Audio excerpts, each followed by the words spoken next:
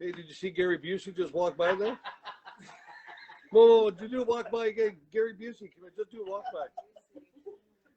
Come on, Gary. Hey, Bob. Hey, look at Gary Busey. Call me on the landline there, Dean. And then we'll just do it like that. Son of a...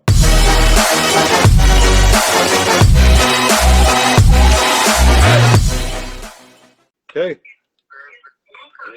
Oh my God, am I ever embarrassed? I'm sorry. It's all right. What's going on? I think it's a Canada-U.S. problem. No, it isn't. I think that's what we should blame it on. No, I think it's Biden. Biden's fault. Hey, can you hear me? Can you hear me good? He's had popcorn and moonshine cherries. Hey, can everybody hear the Dean? I just want to make sure your voice is going out to everybody. Can you hear Dean? Give me a sound check. So how many drinks has? Hey, it's not all about you right now. Yes, it is. Okay. He's had popcorn and moonshine cherries already. So how many moonshine cherries have you had? I've had half of one. That's about all it takes. How many has Lindsay had? Too many. Thanks, Dave. Too many, hon. Man, I'm sorry. I feel so embarrassed, man. I've been pumping the shit out of this like crazy, and you know, one of your biggest northern fans, and all of a sudden the big interview went for a crap. So I apologize. You haven't figured out why? Yeah, it's something about Ohio. Yeah. I don't know, man. We were talking something about Canada, wouldn't it? Well, I think, brother Matt, I'm moving. I heard you got space in your trailer or your new toter home, so I'm coming there for the winter. We were talking to someone in Timmins, and I was working, but it was kind of sketchy. So I don't know. You know what? It's bound for us to meet face to face. Is Jim back on? I tried FaceTiming. Your phone, and it just rang and rang and rang and rang. Yeah. I apologize. Anyways, listen, Dean Karns. I tell you, I've been watching you for a couple of years, and like I said, second time you showed up, RC World Champion. I rewatched our interview we had before, and it was funny that when you were talking to your dad, and you said, I want to drag race, and your dad said there's only one drag racer in the house. And then you did everything else. You did the RC, then you did the slamming. You got into low riders. Yep. You know, and it's just going back, and it's like I was seeing how many times that I was saying like in the last video. But since that whole interview, I've been watching you like crazy, and you're one of those persons out there that just has that persona where you're approachable. You know, you don't have that attitude. And it's so funny that when they go to those parts in Outlaw and NPK, they'll go to people for the most common sense conversation. The regular ones, they want to set the mood, but always for the rational is you. And I never ever seen you pissed off. And if you have been behind the scenes, good on you. But I've never seen you to where that point in your racing that you let them get under your skin. In fact, you get under their skin, your reaction. Yeah, one of the things I try to not necessarily pride myself on, but I'm one of those guys that I like to promote positivity, if that makes sense. Yeah. And I'm a firm believer in that your thought patterns will bring that to you. If you're in a bad mood, it's gloomy, and you're acting all pissed off, then the whole day's going to be that way. Exactly. So I try to promote positivity in any kind of way. Even when I get my ass beat or I get outran and Ryan Mark beats me or whatever, I mean, I'm still in one piece. My car's in one piece. I got a beautiful girlfriend. You know, everything is great. So I try to think positive. You know, and the same thing with karma.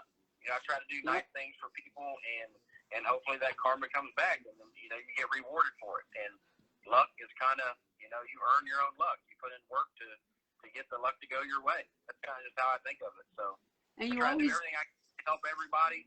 If anybody's track needs a part or anything, my trailer's always wide open for them. So just stay positive. That's one of the best things I can promote. The other thing you do, though, as well as being positive, is you're classy. You always do everything, the right thing, but with class. And that's one of the things we love about you guys. You respect. Class, I try to keep that together. Yeah. Hey, do they pick the the bad people of the bunch? You know, what I mean, I know producers can manipulate a lot of the TV that we see. You know, what I mean, like right now, Robin Roberts doesn't have very many friends, just because of what happened there with the whole Brandon James thing. I mean, do they construct that, or is that pretty well close to what everything is going on? Because you know what I mean, that whole shit show there was like, that was like golden spoon. That doesn't work good. I mean, obviously it's been recorded on film, so it's been said. Yeah. You know what I mean? And what happens on camera is just a glorification of your personality or who you are. I mean, obviously, if you know how you are, everyday Pete, and you hang around, you can take snippets and pictures of you or little bites throughout the day. And no matter what happened, when it was, where it was, you said it.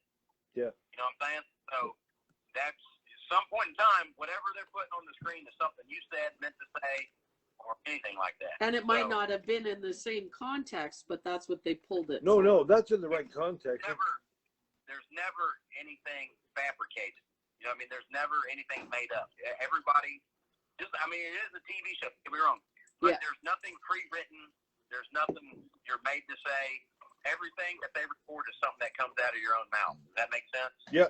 But do they always use it at when what you were meaning it to be for, or what it was about? It has to be, because if you don't, I'd be freaking out if they misrepresented you somehow, like the whole Liz and Musey thing. Let him answer my question, though. Well, I think that Bossy Betty. No, I'm just saying the same thing. They're not going to. Did you hear the audience back there? Hang on. Hey, Dean, those are the badasses that all came here to listen to the interview with. There's more there. Anyway. Yeah, you can't see them. It's only. Hey, there's. I keep telling this. What? If they had a better producer, they'd actually see me on the camera right. No. Oh! Here's my producer. Here he is right here. Here's my producer right there. And, hey,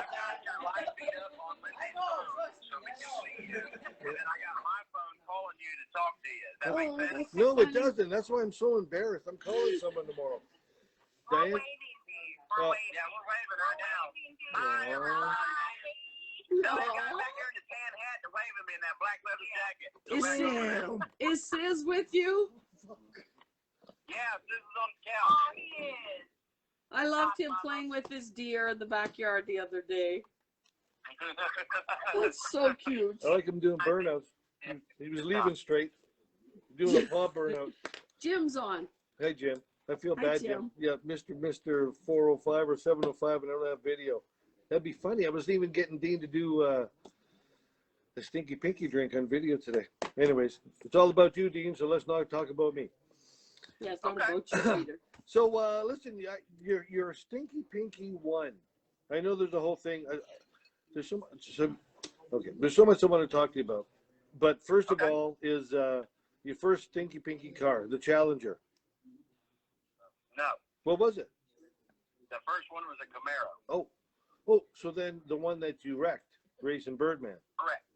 Well, that was number That's one. What I raced cheap with on the street. That's what started it all. Yeah, okay. It was like a 94, 95 Camaro. So then after that came the Challenger. Correct. So then that was sold to somebody in Canada, eh? Correct. The car originally was built in Canada, over on the west side of Canada. He built funny cars and some other stuff. He's good friends with Jeff Arend. I can't remember the company that built it. Remember the name of on that, Bundy?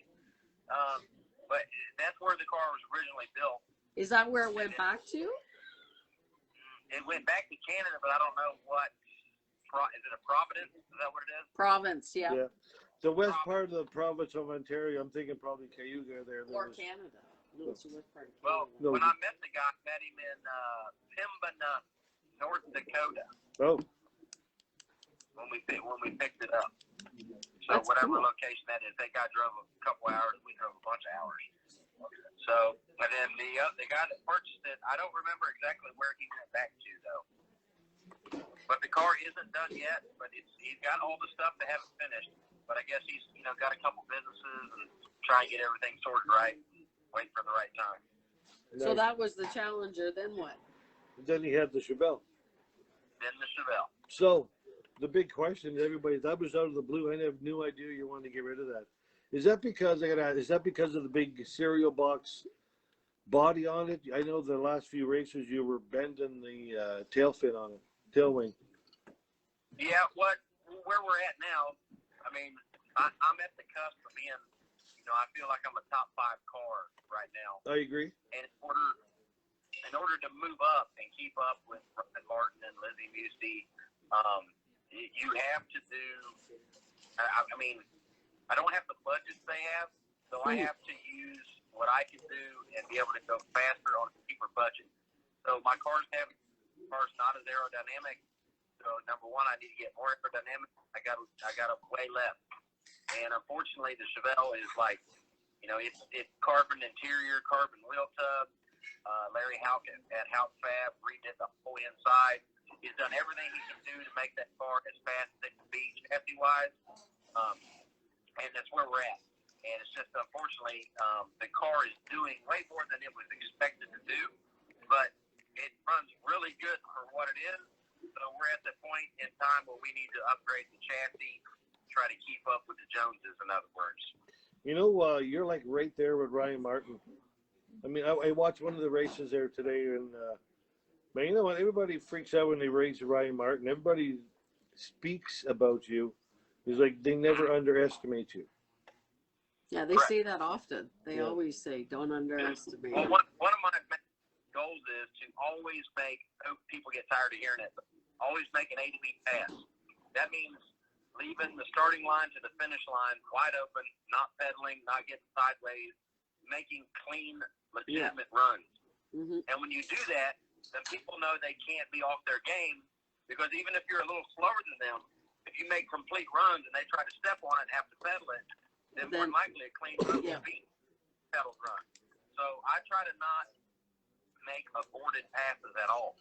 I will be a little bit slower than other people. I'll be a little bit more timid on the tune-up, but I would much rather make that pull under power to gain the data for the next round. And you're consistent. If I get outran, I didn't do my job as a tuner.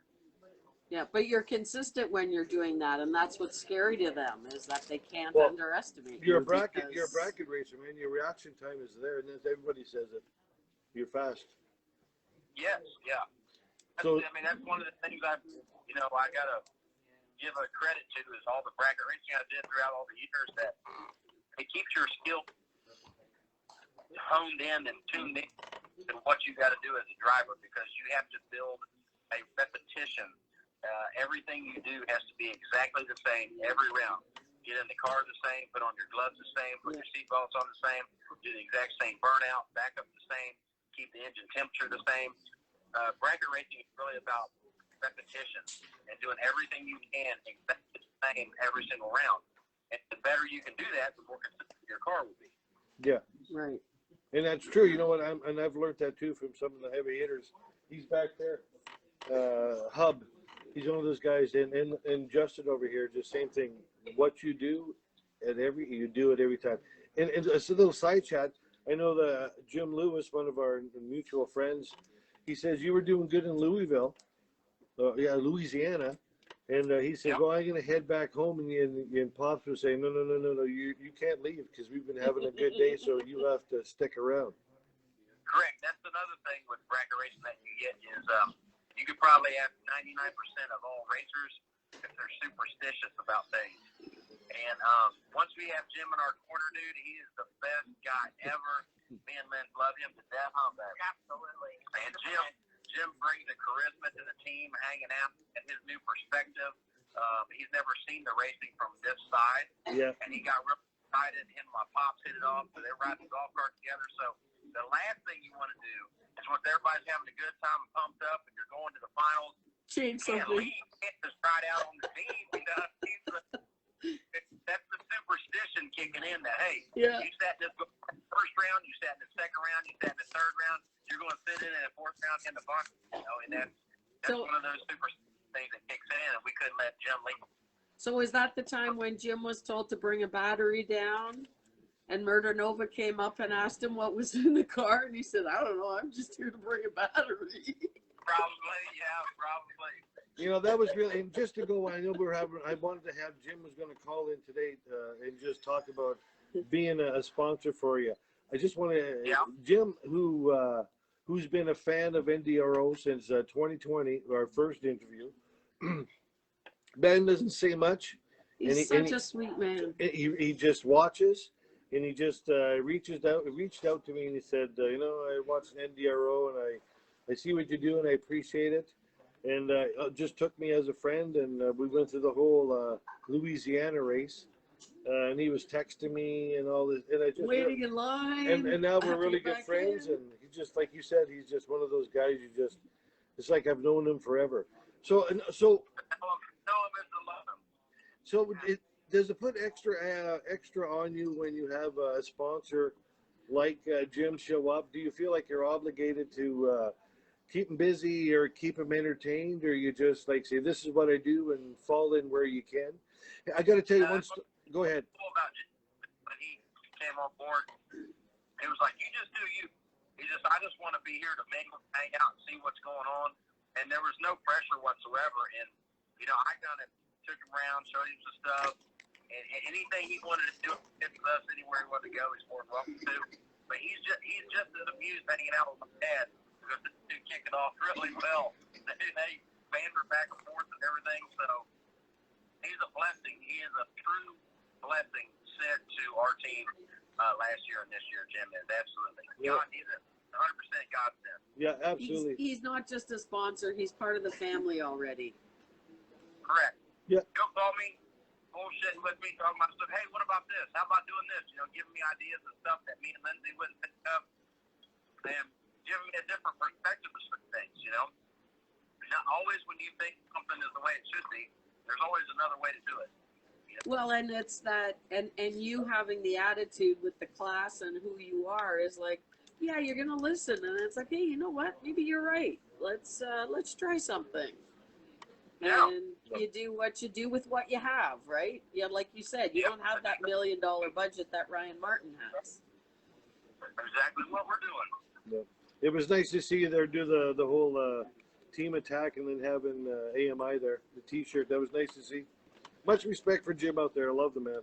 I'm sure he says he's going to take me to an MPK race next year. We're going to hang out. So We're coming. We're coming. Perfect. So listen, going back to the car. So you're selling the car. Have you decided what you're doing? What are you buying? Yeah. Have you started? What? Oh yeah, we're. I mean, you have to be, because we're assuming that the schedule will start somewhere around March or April. So we're at December already. January, February, March. We only got 3 months. And obviously, just like you up there, our weather is iffy. Yeah. So in order for us to have a car ready and go test, we just can't go to the local track in February or March. I mean, really, stuff doesn't get kicking around here till April or May. And we all know April showers bring May flowers. Yeah. So around here, it doesn't really do it good. The track will be too cold. It'll be really, really green. So we'll need to head south somewhere. So then there's another week of testing somewhere. So we have to be done and ready by March, hopefully, to go down to Florida or somewhere to do some testing. So if you don't get ready, would you still keep the old car then? Well, it depends on how much money I need to finish the new car. Because obviously, I would love to keep both cars. Use Stinky 3 for the street and use the other one for No Prep Kings. That would be awesome. That would be the way to do it. Yeah. So we have a car back and forth. But unfortunately, my budget only allows me to do so much, so I got to do what's within my means. So I've got the new to me car in possession. We're going to try to keep it a secret what we're visiting. You know, everybody usually does a car reveal or something like that. The car is at Larry House Stop at House Fab. If everybody wants to get on Facebook, Fab, you might see some inside pictures there. I don't think you'll see any. Body shots or anything just yet. Yeah. What I'm going to do is I want to surprise everybody when this next year comes out. I just want to wheel it out, and everybody just be like, "Oh my gosh, how did he build that? Or what made him build that?" I want to have to kind of wow factor. Is it going to be pink? Absolutely. Thank you. It has to be. Then it wouldn't be yours, right? I said if it wasn't pink, it wouldn't be yours. Correct. That's the way to do it. Hey, listen, what was your fastest 8-mile pass this year? We don't get, this is one thing people don't understand about No Prep Kings. The whole entire season, Anybody knows. get a time slip. We don't get a reaction time. We don't get a 60. We don't get a 3:30. We don't get a margin of victory. All we get to do is go up there and watch people. That's it. That's the only way you try to figure out who's fast and who's slow.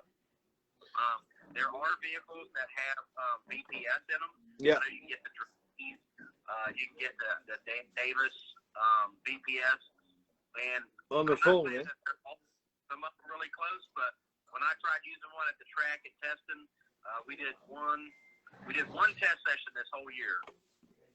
We did 2 test sessions this whole year, and when I had the drag in, it was off by over a 10 half. And then the second pass, it wasn't as close as it was the first, so the draggy didn't do us any good. But I will say, for sure, it's sub 4-second runs. We're 3.9x, 3.8x, somewhere in between there. I seen Swanson was putting up his 378, 375. Correct. Yes. Wow. Yeah. Now that's probably, I don't know what trim he has it in. I don't know what the weight brakes are for what he's doing or what his overdrive on his blower is, what tire size he's running. But obviously 378 in any car with factory roof and quarters is getting it no matter what he's doing. Absolutely. Hey, was he around last year? Like, I don't even, like, I must be out of the whole thing there. I'd never seen him come up. Is he just someone like part of those? He started the year before. He went to three, and somewhere between 3 and 5 races, and he was grudge racing Bobby Ducote or racing his way in against Bobby Ducote in Norwalk on Friday night, and he wrecked really bad, had a really bad wreck. He had like a Gen 4 Camaro and totaled the car. So obviously he didn't have a budget to get something back together and up and running that season, so he put all the stuff together and was aiming to get out the next season, which obviously COVID came through and we were able to do anything, and then he come out with a new car. Oh, cool. Well, he's made a statement, eh? Oh yeah, he's fast. He's very fast. Yeah, he's got a lot of, that was, it's been he's got his fans, the Swan gang. Yep, he's been doing, he does like a YouTube deal. Yeah, I seen Really? his first YouTube, with his buddy, new countertop marking. And that's what it's all about. So listen, we're going to start going in there with Dean's List. I like that name. I like it. I like the way you guys set it up. All you blower guys stick together, which is really cool. We're trying. Yeah, we're trying to. I mean, and we're making moves as a team this next year also to try to keep everything even tight knit than it is, or tight knit or tight knit, man. Somebody's getting on me. Tight knit. Tight knit. Tight knit. Tight knit. That's what it We're is. doing stuff to make the group even more tight knit than next year, and that means some people will be changing their combinations and switching to different power adders, let's just say. Yeah. You know what I noticed though, when you're talking about with your crew and your team, you always notice some people, they talk for the camera. They don't talk for who's in front of their face right now. But you do. I mean, like a lot of people, they'll say stuff like, yeah, we got to get our shit together, turn some screws, come back with the next one, blah, blah, blah. But you know what? When you talk to the guys, I was watching the team attack. You told them about, temperature, atmosphere, and all that stuff, which was important. You talk to all of them. You don't talk to the camera, and everybody notices that out there. That's why, Well, the whole thing about creating the Dean's List was to put together a group of people that feel like family, not just doing. Not that I'm poking fun, but not just doing something like T-Mex and grabbing a bunch of racers that race and are good and then just piling them together. I mean, there's a lot of people. I think they have 11 racing members on that team. And they're all great racers. they are. They're all, But my thing was to try to create something that with my friends that I talk to all the time, that I could be with 24/7, that we wouldn't let our egos get in our way, and we all know drag racing is an egotistical sport. Absolutely. In drag racing, we all think we're fast, and that's why we line up against each other. Yeah. That's what keeps it. So the main thing was I want to create a team that feels like family, and I want people at home, you know, I want them to have that same feeling, like they have a bond with their friends they can race away. Like we do. Like all my homies here, all my draggers. Correct. All these buggers here, you know, and that's why we're that's what it's all about. Yeah. And that's the difference. Like you're 100% right. You know, like people don't realize that audience members like us, we're not stupid. We see that, and they don't get any more cred for doing that. But yeah, exactly. I understand what you mean with the whole Robin Roberts thing. I know that was just a bitch fest, and him and the 405 don't get along, and it's kind of, I don't know. It's kind of tainted. Golden spoon people. I understand why the team was formed. It had to be done. I agree with it. I see what happened. A couple of the guys were from Oklahoma. They weren't in the in crowd, you could say. Yeah. So they formed a team. And actually, if you watch the beginning of this season, we tried to get together and make everything, you know, I wanted to create the Dean's List. I know they got a bunch of great racers, and they want to do something different. I actually asked them to do something, Larson, and the guys to do something with us, and they kind of shut us down, which is fine. It wasn't no big deal. But the thing that worked out is I like our small team. I mean, it's really easy to help each other out. Yeah. As you can see, I mean, we're selling as a team this season. But, you know, that's the first year, though, you're building. What is it? Yeah, it's the first year, man. You're just building right now. Correct. You know? And we're already in contention for Team Attack. We're tied in the lead for Team Attack right now. So, yeah, you're right. And so, does that mean that we're going to be seeing you in America's List? Well, I really, really, really want to do it. But unfortunately, I can't get this new car done and go do America's List at the same time. Yeah. And that's also a big financial thing there too. If you're going to sign up for America's List, yeah, you know that's commitment. I'd like to go, but number one, I have a tent shop to run, and that's what provides for everything. My family and everything is a tent shop. Yeah. Number two, I got to have a car to run for No Prep Kings, and March will be here before you see it. And if I go out and film for America's List, that's probably going to be somewhere between 3 to 6 weeks straight film, especially if you do good. Yeah. So that would be over a month that I wouldn't be able to work on my car and get it done. Mm-hmm. So I really want to go, but I have to put my priorities in order, unfortunately. So you have Well, that to. makes sense. Business. Yeah. It's not all about the glory. I know it doesn't pay you large. It's a lot of money out of your pocket. No, but I mean, I'm blessed. Don't get me wrong. I am blessed to be able to drag race and get paid for it. I mean, there's not a lot of people on the earth that say that I get paid to go to the drag strip and race. I mean, it's awesome. It's a job I'd love to have. If I could make more at drag racing and doing this show than running my tent shop, I would. But until the dollar switch and the tent shop makes less than what I make on the track, then I have to do the window tinting first. Yeah, no doubt. The work pays for the play. But we can relate to you because that's how we all are. We have to do our day jobs to be able to do what we love. So. Correct. And that the other thing is, you know, one thing I do want to relate to all the people that watch the show is I think they'll identify with us that we bust our ass and we work hard to be able to race the way we race.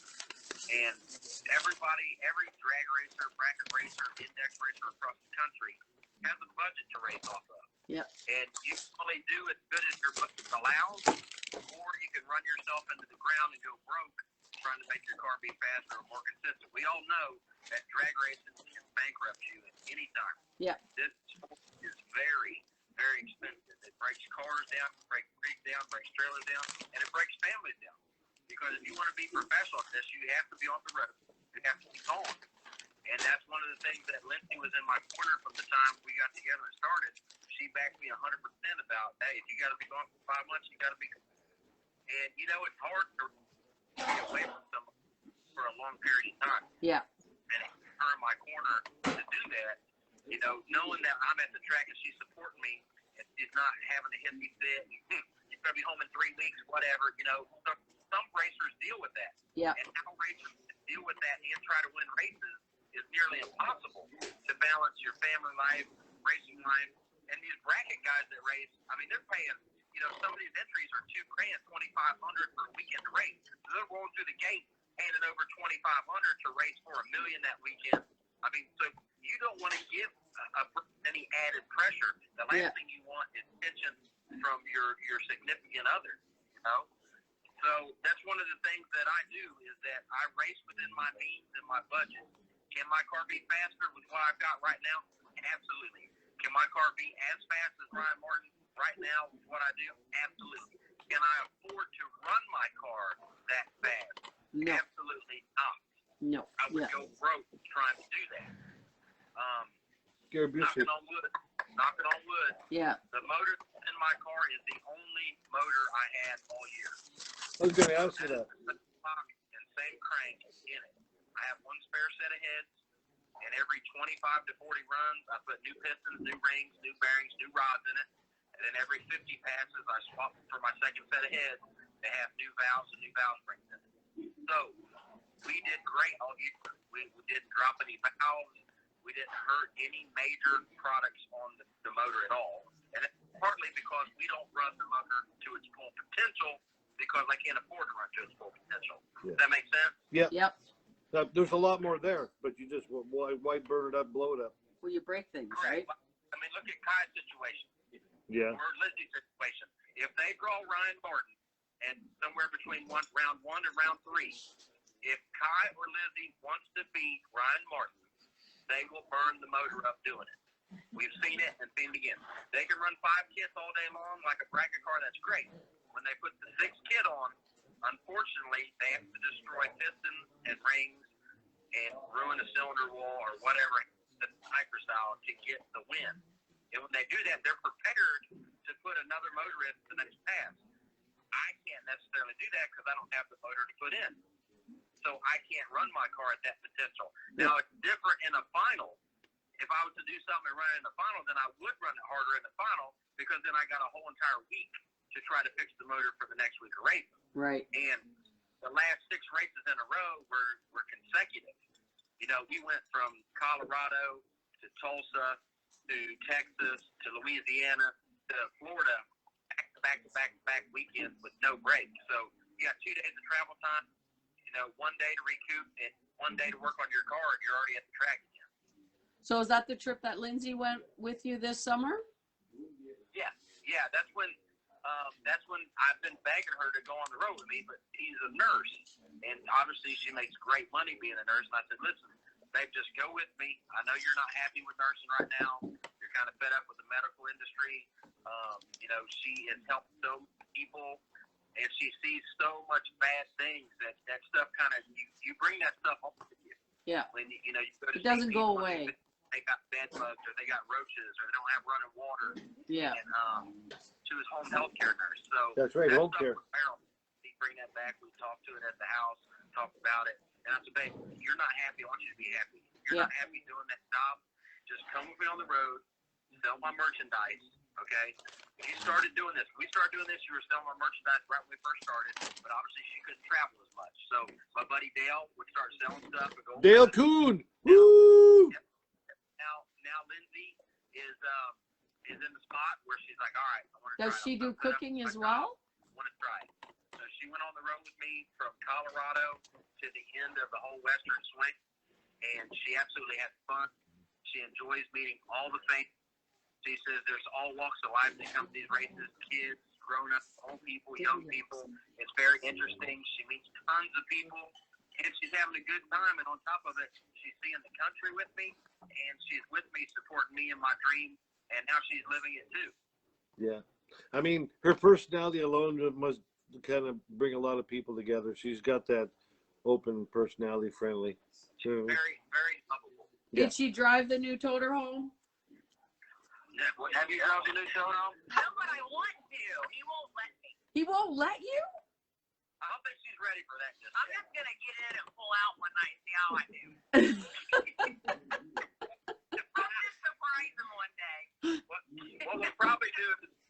we get on one of those lonely stretches of road from Oklahoma, That'd be Arizona, cool. Yeah. I'll just let her swap over to the driver's seat and get a feel for it on the highway. But swing her I into mean, the what's gas the worst station. that could happen? Swing her into Well, the gas exactly. station, you know what I mean? What do you mean? What's the worst that could happen? What's the worst that can happen? Come on. You know, it's nice the fact that after you guys have a race, you guys go out there like you went axe throwing there with the Bird brother thing, Jerry and his wife, and Kai Kelly and Yeah. Lizzie. Yeah. You have to. They're all great people. That was Kai, Lizzie, and the Bird brothers. There's a bunch of people. Yeah. Lizzie's pit crew was there. Yeah, they got me. You know, it was obviously around haunted house time. Yeah, Like October. So they're like, hey, we're going to haunted house. You guys want to go? We're like, yeah. Well, obviously, we have a park car, which fits 2 people. And they had Jerry Bird, his old lady, Kai, his old lady, 2 crew people. They brought 2 other people. We go over there, and then we're like, well, my dad wanted to use a smart car and go somewhere, so he took off in the smart car and went somewhere. So we didn't have their transportation. The guy's like, well, just jump in my little Fiat. He has like, it's like a smart car. It's bigger. So we hop in this Fiat, and we're like, hey, yeah, he's got 5% all the way around, windshield and everything. And I can't fit it up, and I'm like, hey, how far we got to drive this thing? He said, man, it's just like 15 minutes up the road. 45 minutes up the road. I'm like, dude, where's this place at? He's like, man, it's about an hour and a half away. I'm like, what? He goes, I knew if I told you it was an hour and a half away, you wouldn't go. He waited until we start driving by halfway. Yeah. That's nice. So what was the farthest you traveled this summer when you were gone for the 6 weeks in one day? Well, I think the last time we talked, I think there was a 26-hour No, but drive. I mean, those 6 weeks Was the 'cause longest. They were back to back. Well- So in a day. Let me ask my Obviously, question. the longest drive is from here to Idaho. Idaho. That drive it was like 30 plus hours, and we were either going from Virginia or New Hampshire to Idaho. So I mean that was a full pull, and that was consecutive weekend too. So that means you leave Virginia, or I think it was Virginia, and you drive straight there. So it's a 3-day drive. We're done racing Saturday night. Sunday you load up, you hit the road mid-Sunday. Monday, Tuesday, you're getting there Wednesday, and then you got to set your stuff up, and you have 1 day to work on your car. So hopefully, if you didn't hurt anything, you had to find out what it was Sunday, have the stuff next day aired to the next track. So if you needed parts, you had to know what you hurt and send it to the next track. So when you get to the next track, then you set up camp and then start working on it, and then do the same thing all over again. You've had to do that before? Like, you've had to do that this year? Oh, you should see it at these tracks. It's an amazing thing. They usually have a spot for the mail or for their deliveries, and they'll have like 2 people that work the track just standing there with it the whole time. And I mean, New England, this thing was like 10 foot high and 12 foot long of people's parts that were delivered. Wow. No way. Come here, show who you are, say I need these parts, I got delivered UPS, they'll look for it, get it, and hand you your parts. But it's amazing how many people have stuff shipped directly to the track, Right. because there's no going home and working on it. Yeah. I mean, you don't have the time to do that. So you have to pay for next day, red label air, and send it to the next track, find out where the next track's at, and get it delivered there. And then That's see if the next track will amazing. let you send it. Some of those tracks are like, man, you can't get here Tuesday or Wednesday. We got events going on. You know, and then a lot of the tracks will. They'll be like, yeah, come on in. We'll have you a parking spot. So it just depends on what that track's doing, you know, on that given time.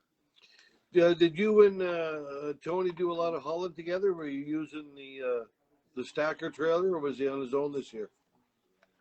Last year or the year before, me and Tony put 2 cars in 1 trailer. Yeah. And I did that. This year, we both have, in order to make the whole entire race season, we have to stack more parts, more things, more fuel, more oil. So we didn't have room to put everything we both had into 1 trailer. I get you. So he drove a rig, I drove a rig, and he actually sometimes, Tony had 2 rigs. He would take his little motorhome and trailer, and then he'd also take his dualian trailer. Wow. He ran fire too at a lot of the events. Holy, he's a busy boy. I like Tony. He's coming up and going. He's He's a great guy. Get him on the show. Yeah. You know, I was trying, man. The whole plan was to have him call in while we're doing a video, but it looked good on paper until it didn't work good. I'm going to just yell at my Trudeau government tomorrow. Hey, what's one of the funny stories you had traveling with Tony or something this year? One of the funniest. Maybe Lindsay, or maybe a story from Lindsay and you. Okay, so obviously we had, what people are like, what's wrong with you guys? Why are you guys blowing trailer tires out? Why are you blowing motorhome or toter tires out? The thing about it is, we're doing, we're basically a semi-truck driver on top of racing. Yeah. I mean, we're doing 2,000, 2,500-mile trips continuous. Hang on, are you drug tested? Are you drug tested? What was it? Are you drug tested for the haul of toter home and for racing? No, the toter home, you don't need a CDL because it's a registered RV. Oh, you still have air brakes and all, air ride? Yeah, oh yeah, yes, Look at absolutely. you, Yes. Americans. You guys go and do it. So in the middle of this, we're driving to Idaho, which is one of the furthest ones, and we're in BFE, Wyoming. I mean, there's nothing. There's nothing there. And I look back, and my left rear trailer wheel is on fire, like fire's coming out of it. So I'm like, oh man, the brake locked up or something. So I instantly come to a stop, okay, and I back down the exit ramp where I stopped at. Didn't come off this exit ramp. And as I'm backing off the exit ramp, it's turning into a dirt road. So I'm like, man, there's really nothing around here. So we jump out, Bart gets out, Tony gets behind me. They hit it with the fire extinguisher. The bearing had locked up and seized up on the spindle. So luckily, I caught it quick enough and it didn't burn the whole entire nut off the spindle or damage the threads. So we get it apart, we get looking at it. Obviously, it's the middle of nowhere. It's like 9 o'clock at night, and we have nothing to fix it. I have all types of stuff, but I don't have the outer bearing races of what it needed. Yeah. So I looked through my Facebook friends list, and one of my buddies that I used to do hydraulic cars with in the lowrider days lives in Wyoming. So I hit him up, and his name's Casey Harden. I'm like, Casey, what's up, bro? Where are you at?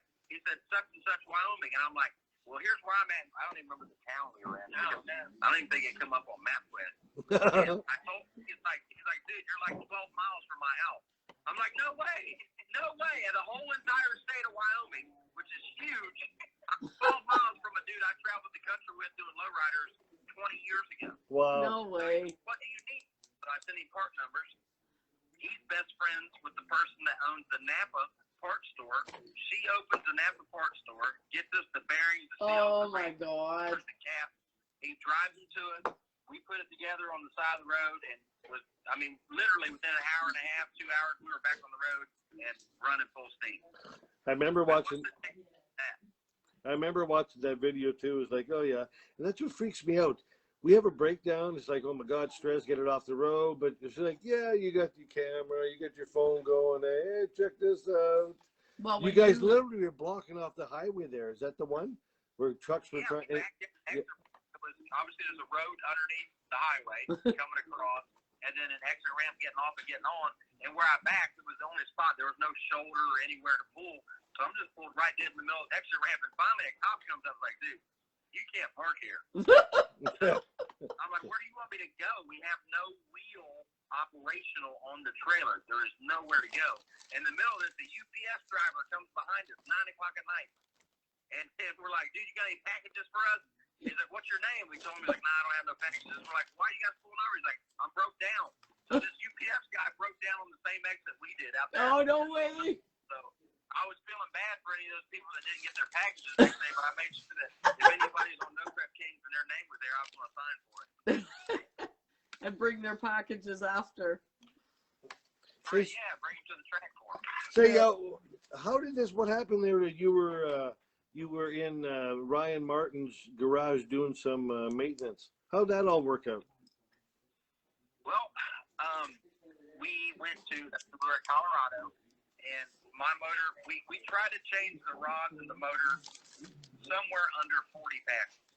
That's where, and you have to look and see where you're at, what races are coming up, and when you want to change the rod. So if you had a 2-week break, that would be the place to do it. Unfortunately, the last 6 weeks, we didn't have a break like that. But Ryan's shop was in between Colorado and Tulsa, Oklahoma. So he's only like an hour or 20 minutes from Tulsa, and it's on the way.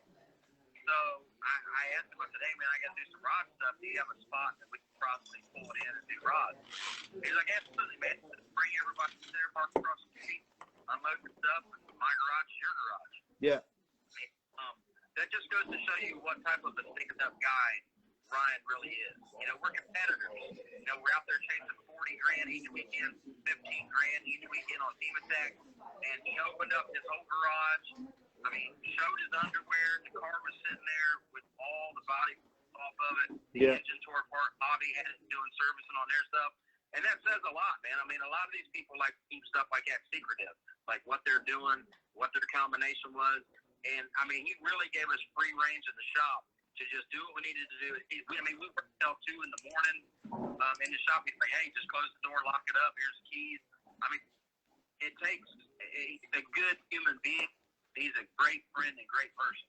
And that just shows what kind of guy he is, that we're out to compete, and he's willing to let me bring my car in his garage and work on it. It is large. You know, even he has that I haven't seen him talk smack about anyone. Even when they were slamming Robin Roberts, you know, it's just like, you know, he's a friend. He's a friend of mine, and if he did say that, it's like, wow. But, you know, never to smack talk, and he don't care. You know, he comes across as just being a really genuine, nice person, and he just accepts everybody for who they are.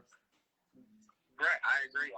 And, you know, he's stuck up for me multiple times. As you can hear, some of the people at 405 like to pay. That's fine.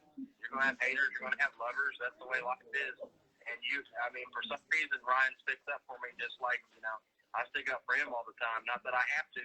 Yeah. You know, nobody talks down about Ryan except they get their ass beat too much from Ryan. You know, Ryan is the dominant force. So, you know, his team tests more. His team they work together great, and they're more prepared than any other team, and it shows when they make passes. And that's what it takes to win these things. You have to have a team. These cars will kill you. I mean, there is no doubt about what we are doing. These cars will absolutely kill you. If you get team members that don't know what they're doing and, you know, leave a brake line loose or leave a oil line not tight or, you know, anything like that, a burn down tube comes off and oil comes off and gets on the header or a fuel line not tight, I mean, you can die in one of the cars at any given time. We've all seen bad wrecks from Pro Mod all the way down to bracket racing. And you have to have a group of people around you and surround yourself with people that know what they're doing. Well, look at Eric Bain. I seen his crash there. That could have been really bad. Yes. And, you know, him and Eric Cavilha had 2 bad wrecks. You know, Cavilha put it up against the wall, and that's a terrible situation when you're on fire and your driver door is up against the guardrail or the concrete pillar. Yeah, I could imagine. That's a terrible situation to be in. You don't want to see anybody in a situation like that. No, especially that. Yeah, that's they've had some. So when they say no prep, I mean literally, they don't do anything to scrub it clean. I mean, they're not laying down prep at all. They're not laying down any glue. What happens is when we go to the track, the producers or the track owner, I don't know where this comes at, but they will unprep the track to start with. So they'll either scrape from the beginning to 150 feet, they'll scrape from the beginning to 330 feet, they'll scrape from 330 to the finish line, they'll scrape from 60 to 330. You don't know what they're going to do. So every time we go, it's different. And then on top of that, once the car goes down that track, there will be nothing put on that track. No spray, no drag, no nothing, no brushing, nothing down that surface from the time we start racing until the time we end. The only time you will see something on there is if a catastrophic failure happens. Obviously, you have to clean oil up. You have to clean water up. You have to clean anything like that up. Yeah. Or if it rains. If it rains, they'll either drag it or blow it off. And that's it. That's why it's called no prep. There's no preparation done to the surface we're racing on the entire weekend. You know, it's funny how back in the day where they used to be able to, if you were getting shitty traction, it would be like you had to build your car or set your car up for the traction. And I find like a lot of tracks right now, if the guys are going down the track and they're not getting the proper traction, they're bitching at the track. Where you guys are taking it back to old school. Yeah. Yeah, like in bracket racing, me and Josh Morgan do 2 races a year at my local track. We got one called the Star Spangled Banger and then the Boo Banger. One's in July and one's in October. Cool name. And we try to do everything we can to have that track prep for the bracket racers the best you can do. Make it the same the entire day through the heat, through the cold.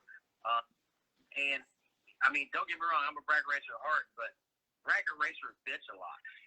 They bitch Fuck about yeah. temperature, track's freezing, track's too hot, the timing system's wrong, this is messed up, somebody's in front of my burnout. Bracket racers bitch a lot. They do. Okay. Because they're racing for so much money and so much money out of their pocket, and I understand that. In that situation, you can't make a track awesome every single pass unless you hire one of these track preparation companies to come in and do that every pass. Well, unfortunately, we get turnouts of 300, 400. We've had 602 cars at our races, and this track has a curfew. So we don't have an opportunity to have somebody prepping the track in between rounds or doing it. I mean, you do track prep for 15, 20 minutes each round, and you got 10 rounds of racing. That's a lot of minutes where cars don't get to go down the track and the curfew gets made up. Wow. Yeah, I never thought about that. That's yeah. That's that puts your balls right between your legs for sure, man. It weeds out the bad boys and the good ones. Yeah, we're ready to do our first no prep bracket race, but I don't think the bracket guys are ready to do that. Yeah, I don't think so either. So what do you But think? it would open the window up to the bracket world, instead of being 0-0 and dead up on the first round, first pair out every day, and you got to be better than a 12, 13 package on an average. I mean, can you imagine going out there no prep and the track constantly changing every round? No. And everybody's pack, the first 2 or 3 rounds would be so much bigger and so much more margin of error. You wouldn't have to be near perfect every round to win. That would be good.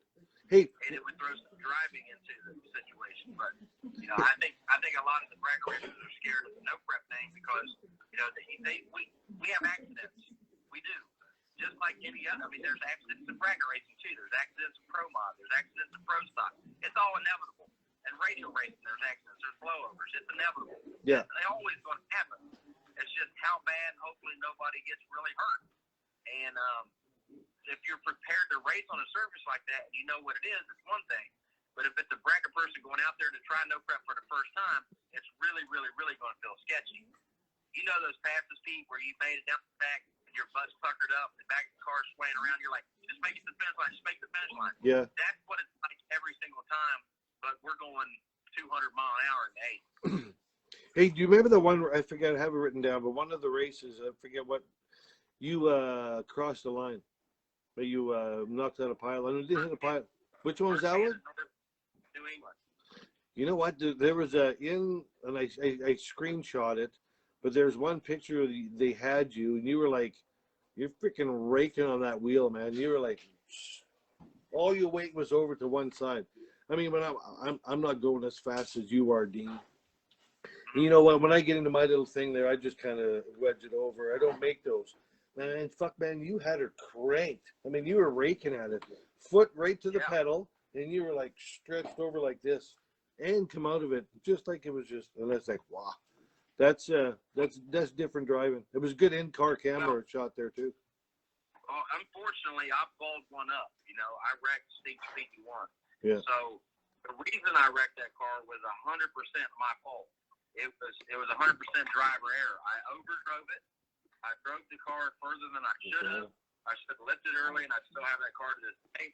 But I let my ego get in my way, and I beat Birdman for that $10,000, and I already beat him in the bracket race. And if I turned my wind light on, the race was over, and I had money.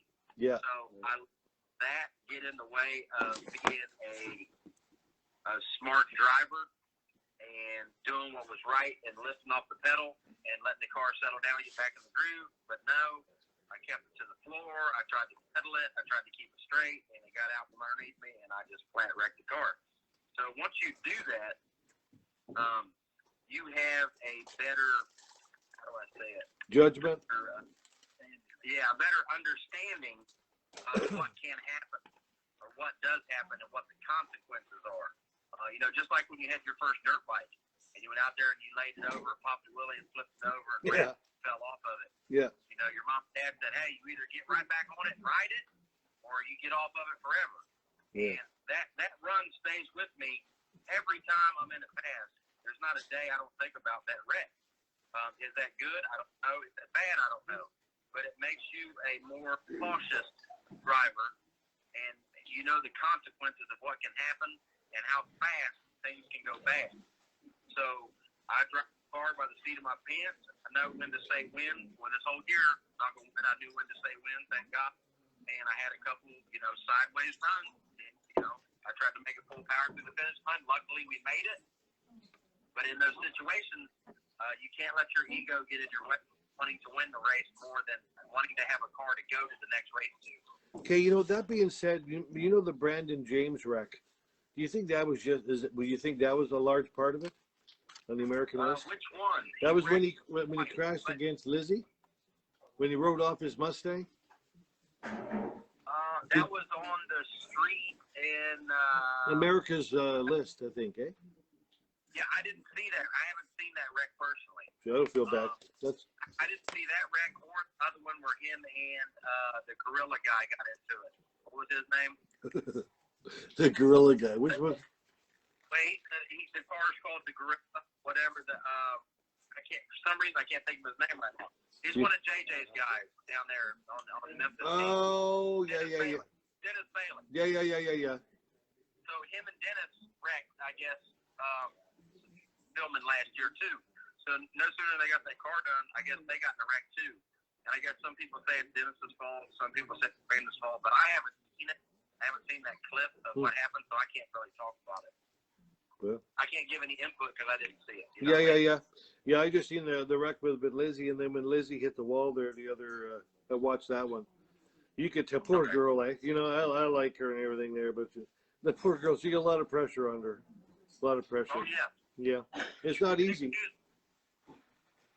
Hey, the whole controversy with you and Lizzie, was that just overrated?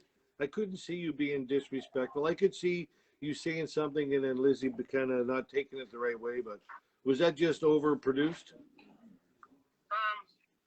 I don't know. I've raced her a couple times, and at that time, I think we were 1-1 or something like that. And I knew I had a car to beat her, and she had a lot of problems with that car not going. And is that when I mentioned that she had an Army car? Goes left, right. Yeah. She didn't like that. I'm just trying to be funny and break the ice. I would never want anybody to wreck, but I knew she wasn't confident in her car. And as a driver, if you can get any type of edge mentally on somebody, you want to do that. Yeah. I don't want to degrade anybody or make any, but it's fun and it's funny because that's what her car was doing. So, she may have took it to heart a little more than normal, but I talk to her and Kai, once or twice a week all the time. We're all good friends and everything, all in good fun, I think. Yeah. No, it come across. It didn't come like you were doing it vindictive, but I just for fun. It was fun to see. But you're not that kind of a person. I'm gonna ask you a few more things and we'll get down to the end here. But after Street Outlaws, you're done here and you're like a blue collar worker. Like, do you have like summer camp miss? You miss all your buddies and all that, or I know you're doing Go ahead. Yeah, it's like a family. Family. I'm starving. Lindsay just cooked me some food, so I don't want to eat in your ear, but I'm starving. That's right. So who cooks at the Hang racetrack? on, we're not in there, Diana. Hang on. Just Go a ahead. minute. I want to know if they. I was asking him a question. Anyways, go ahead. What were you saying? So let me ask my question. Cut up cantaloupe? What are you eating? Yeah, what are you playing with? No, it's a piece of paper. It's our cue cards. What I was saying. And I tell them there's some technical difficulties. That's how fat I am. I thought that's a piece of cheese in your hand. I thought he had an orange peel, but he can't stand oranges. So. Anyways, like I was saying before, to reset, I hear you laughing, Lindsay. Diana's coming here to interview in a bit there. Anyways, you miss all your buddies after the racing. Like, you could text them, but, you're not doing the whole circuit. And so you do have summer camp miss. Oh, yeah. I talk to the majority of the racers, once or twice a month. Like me and Kai talk, every other day. There's a couple of me and Tony talk every single day. Me and Tim talk every day. Me and B-Ran a week. There's tons of people that I talk to, throughout the off season. I talk to Ryan every now and then. And yeah, do you miss them? Yeah, cool. But you also need a break. We're traveling the country together all over, and it's sometimes it's heated. We all want to win, and there's competition. There's direct competition with each other. But 99% of the time, once you cross the finish line and you get out of your car, you're back to being best friends. So do you guys party at night at the track? Mix it on the drink. We tried to. I mean, the slogan, I messed the slogan up on the last episode. Yeah, you did. I did it exactly backwards. I had the slogan in my head and I was getting ready to be pumped up. It's, look, I can't even think it now. Race on the left, gas on the right, party all day and race all night. I said it backwards. Party all day, race all Yeah, night. you're supposed to party all night. No, you're supposed to race all day and party all night. So I did it exactly backwards as it's supposed to be.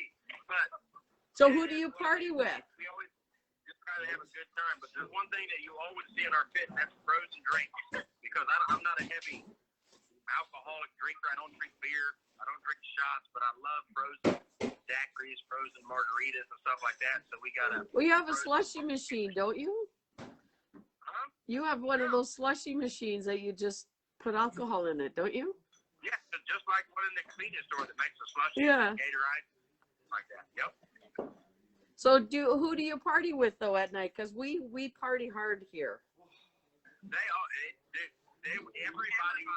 Everybody will come past our pit at some time or another and grab a drink. That's awesome. It makes 10 gallons. Each barrel, 5 gallons of liquor. So it makes 10 gallons. So everybody usually at the end of the night just starts bringing over a cup, filling it up until we're out. Well, I make ice cream shooters, and everybody comes to our pit for ice cream shooters. So we'll have to bring some for you. Okay, absolutely. So, Lindsay, what was your favorite part of the 6 weeks of traveling with Dean? Just being with them was absolutely amazing. Like he said before, I didn't think that I was ever going to get the opportunity to be able to go. You know, I was kind of always sitting here like, man, must be nice. Oh man, I miss them. You know, watching it on TV, getting the phone calls, seeing the live feeds, and all that. And it just kind of like it settled hard in my heart. You know what I mean? Yeah. I wanted to be in all with him, and it kind of just all happened at a right time where I was kind of just set up in my career. You needed it. Kind of burned out, you know what I mean? Yeah. With all the COVID going on and Dean and I getting sick and everything that was going on, it was a blessing that I was able to do what I did. You know what I mean? Yep. So Nice to be with him. Because when was the last time, or have you ever been with him for that period, like 6 weeks? Never, ever. It was kind of like I fly in real fast for the weekend, or you know, maybe get I didn't get a lot of vacation time at work, so it was maybe like, you know, a week here, you know, I'd get off, but I'd have to make it last. You know, I might be able to take a day or two, and then, you know, like I said, fly in or fly out, or kind of travel to a local spot, you know, that was closer to home with them. But it just really stunk, you know, and I always wanted to be there to share all this with them. Well, you of know? course. So I said, it was lovely that I was able to finally do it, you know. You just looked like you were so relaxed, and the two of you were just being you, and you were, you know, having just being yourselves and doing what you love together. Yeah, that's all the time, isn't it, hon? Yeah, All the time. that's awesome. We have a good time, that's for sure. There's never a dull moment. Well, I laugh every day with Peter. Well, I might laugh at him, maybe. Hey, I got another story. Oh, there it is. That's my shirt. Had to go outside and talk to the beavers. They're trying to make a beaver dam there at the top of the buggers. Check this out. Did you go back? Yep.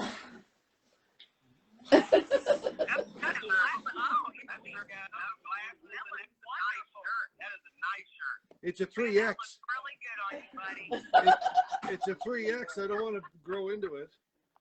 Here's If you mine. would like to go to discodeanstinky.net and purchase your t-shirt today. Thank you. And the women, I want a racerback one too. Here's my the cancer one, because we kicked its butt, right, Lindsay? Yay, that's the best. We love that one. Yay. Hey, listen, I want to find out how you guys first started going. Was it in high school? I want to know the whole story behind that. Like, I know you guys. You know, that's funny that you asked. You tell me the story. Well, I'll just so it was the summer that I graduated high school. I was in Dean's town at an ATM where he picked me up at. I should have known better, Pete, right then.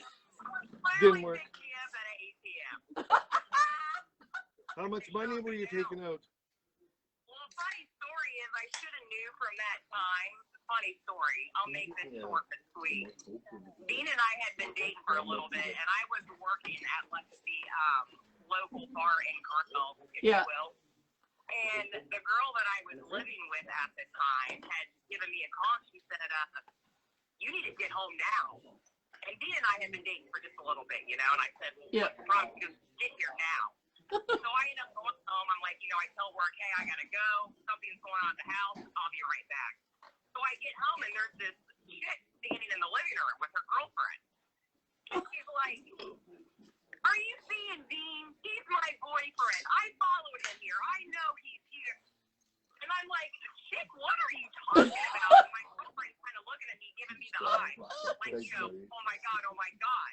Thanks, Long Gary. story short, she ends up leaving, and Dean is hiding in my bedroom closet. Oh, so he was there. I'm like, oh, you are not funny. That is the end. Oh my God, I love it. Oh yeah, he was hiding in my closet. I'm like, you have been busted. And you've been together ever since.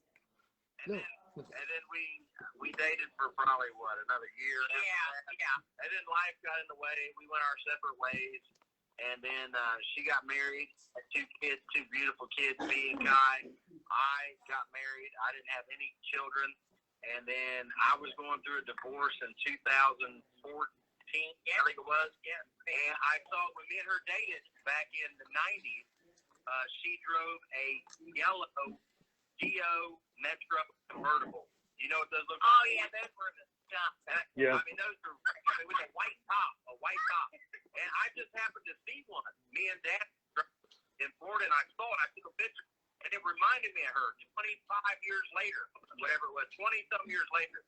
So I just looked her up on Facebook out of nowhere, and she's on there, and I said, you remember this car? And she's like, yeah, it was my first car, blah, blah, blah. I'm like, what are you doing? And she's like, I'm in the middle of a divorce, and I'm like, too. So I was racing in Florida, and I was on the bracket race. I was doing the winter race, and it's like from November to December, so you're going like 5-6 weeks. Yeah. So we talked on the phone for weeks on end until I got home, and when we got back, my divorce was final in July, so I was already single and everything like that. And her divorce was final, and we just Time for business. We started kicking it. It's like we picked up right where we left off in the 90s. Yeah. So how many years you guys been together then? Back second time around. 7 years. 7 years. 7 years. I think 7 years. Yeah. So 2014, a year before us. I got a question for you, B. I got a question. yeah. Are you and Diane married? No, we're not married actually. We see the whole thing was during part of this this interview. I was hoping that I would propose to her, but the Trek Jewelers it's not coming until the 11th. So that was one of the saddest things that I was like, talking to Dean and Lindsay and you guys having such a soft spot for us because you guys like remind us. It's the same as us. So then I had to break. So then I had to break the news to the crew that I have back over here, Chantel, Justin, and Patrick Bolton, who he runs Vermilion Machining, and they said, "Well, we can't get married because I don't have the ring." And they said, "No, I think you should really go through with it." And I said, "Well, I'm not going to go to Kmart and just get like a 25-cent ring." I said, "If you want me to do this, and I said, you have to make a ring that matches this." So it's our 4-carat black diamond. Hang on, where am I? And I said, I have to have something that'll, before I even, and because of the fantastic friends that we have, it's just, so they all got together and they said, no, you know what? We're going to make sure that you're going to make this special, even though it's the ring, I think, anyways, as this goes, they wouldn't allow me not to be able to ask you to marry me. So they made the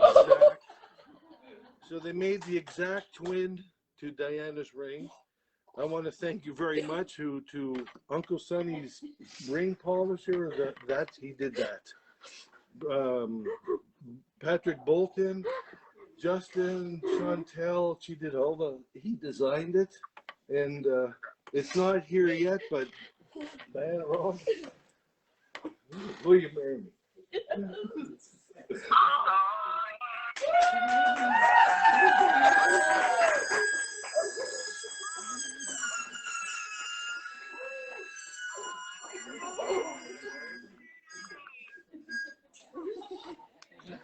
I thank everybody there. These guys make me, the fact that they would do that to make sure that it would, it's, I think we, but you know what? You know, I know, Dean, that's what it was, the whole special thing. And I know we were side chatting, and you guys are so blessed with your time, and I'm so honored to have you guys as friends. And this time with Dan and I, and this, look at you guys rock. You guys are the most friendliest people we know, and I couldn't imagine it.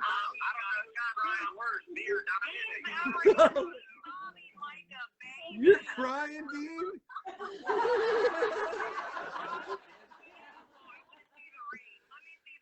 Oh, man. Put it up to the camera. I can see you guys. There you go. Oh my God, that's awesome. Sylvie's, oh, by the way, your whole family's watching, and all your friends. Oh, Love. beautiful. Man. Congratulations. I can't tell which one was more, the tattoo or the bigger, that big knot. Yeah, I love you, man. Listen, Dean, before. Thank you. And you know what? So, he got his big block 440, and I got my regular. We'll send pictures of the real one when it comes on the 11th. Listen, thank you so much. You guys touched my heart. There's a few more things. You have to talk about Elite Racing, where you guys went and checked out Erica. How did you get into that? That's long story long. Karns, my crew guy, and my dad sleep in the toter side by side on pull-out couch, right? So one night, my dad, this is funny, one night my dad farts, and it's right next to Bart, and Bart went off on my dad, and the next morning he said, "That's it? I'm tired of your dad farting on me while I'm sleeping. You can sell this little bitch and get another toter." Oh, cool. All right, I'll put it up for sale tonight. It'll be sold by next week. He says, "Bullshit." So I said, all right. So I put my toter home up for sale that day. And the next day, Danny from Colorado sent me a $5,000 deposit on it. And I said, now, Bart, it's the end of Texas. We're in Texas. And I saw him Sunday. I said, Sunday. And guess what? Bart, he said, what? I said, I sold the toter home. He goes, you're shit. I said, no, I sold the toter home. So what do you want me to do now? And so I guess you got to get a new one. I said, well, I did it for you. You're my crew guy that said you wanted to turn on the spot. So I was looking for a toter home with a bunk on the top, you know, like over in the cab, complete separate quarters up there. But it was all just a joke. I mean, it was really just off the joke. You know, he wasn't really pissed. He was just pushing buttons and having a good time with my dad. But I took it serious. I said, all right, I'll sell it. So I sold the toter home, and I started searching for, like, toter homes. Well, Elite Racing was only like, what was it, 2.5 hours away? Yeah. It wasn't far, but it was only like 2.5, 3 hours from the track. Yeah. So I started, Mick Steiner works there. I called Mick. I said, what's up with this one? Because I think it's sold. I wrote the company. Erica wrote me back. I wrote Richard Freeman. He wrote me back. We started talking. I said, let me know what's going on about a month. Well, Monday, a guy was supposed to send a deposit. I guess he didn't show up, didn't send the deposit. Erica called me and said, hey, this is yours if you want it. I said, cool, I'm heading that way. So we hauled ass up there. We pulled my old toter home next to the new one. Let's start bagging everything up and moving everything from one toter to the next one. And then we took a little break. Erica was kind enough to give us a shop tour of Elite Motorsports, which is absolute amazing shop. I don't know if they do shop tours or if they do anything like that. But if you ever get a chance to stop there and look around, I would definitely stop and look around. How amazing was it? Nice. I mean, their garages were crystal clean. They had a section for transmissions, a section for engines, a section for heads, Yeah. a section for the rig, a section for the race cars, and then they have all that beautiful toters, motorhomes, trailers, accessories, any of that stuff you need, they sell it. And it was just awesome to have that experience and her walk us through there, show us her living course.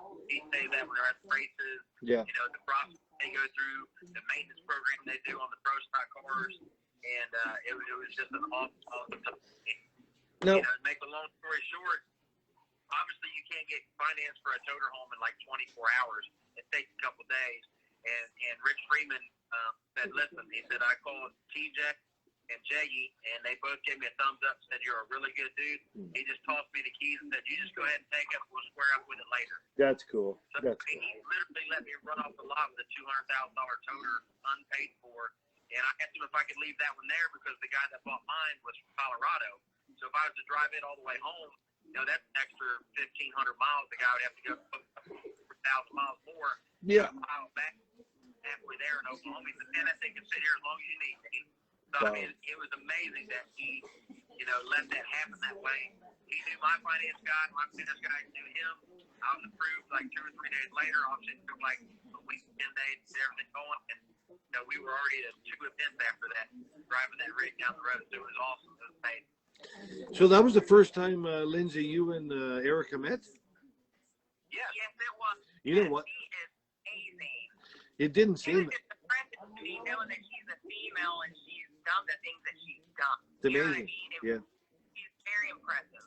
But I love her a lot. you know, and just that goes to what I was saying. Just your, you know, you guys overall personality. Just you welcome those people. The ones that are the bad people. They don't come around you. You don't magnet. And that's what I like about you guys.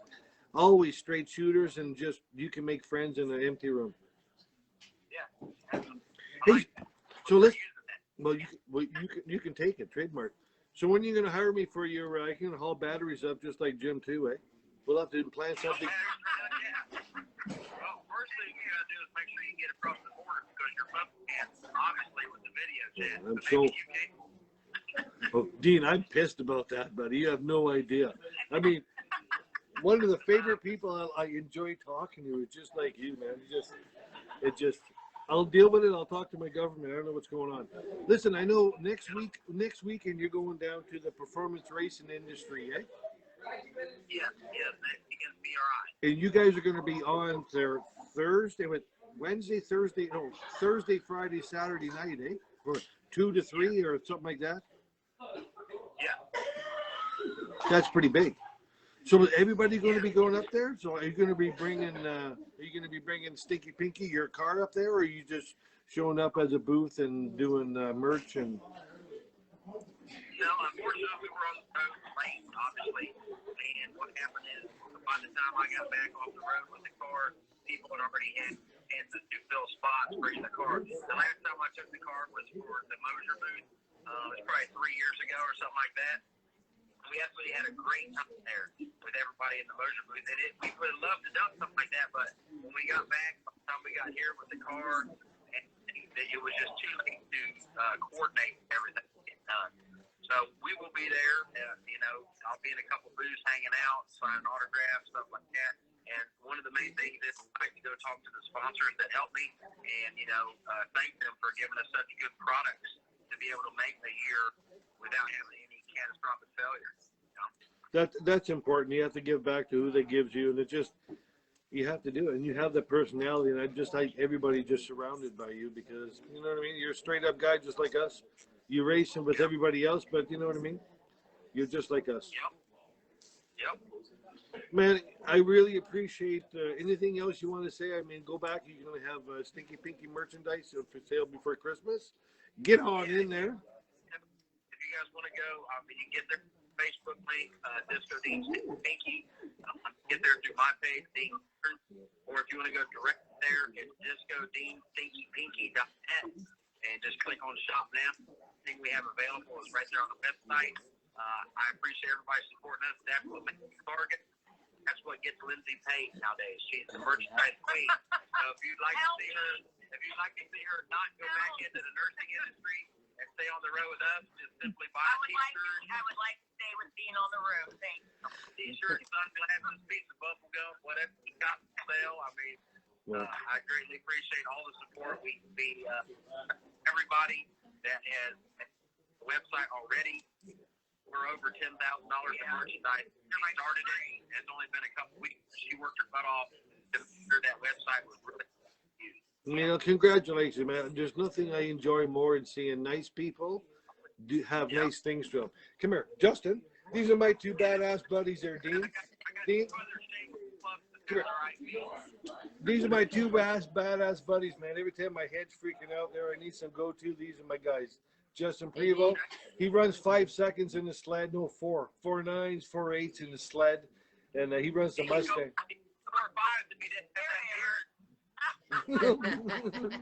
Anyways, man, I love you guys large, and thank you for tonight, and thank you for me just bugging the shit out of you to make this all happen for me and Diana. Congratulations, Diana, honey. I want to come to the wedding. Please invite us. Yeah. Oh my God. Absolutely. We're doing. Yes. Yes. Absolutely. Well, you know that, and if you guys would be nice enough to accept, absolutely. Two people in my corner. Actually, 3 people in my corner. I want to thank. Number one, Tim Brown from BRS Engine Service. He's the guy that took care of my motor all season, no matter what it was. He's there for me. If you got any engine work, BRS Automotive, BRS Engine Service out of Logan, Ohio.